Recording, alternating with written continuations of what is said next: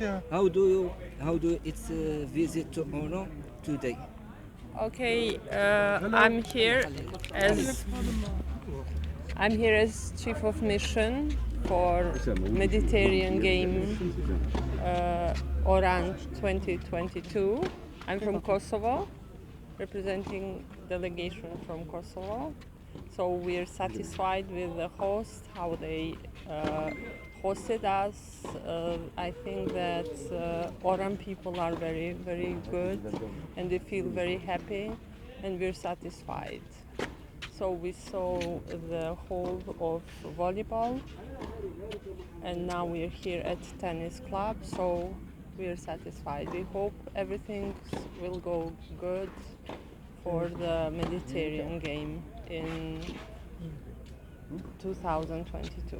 Thank you.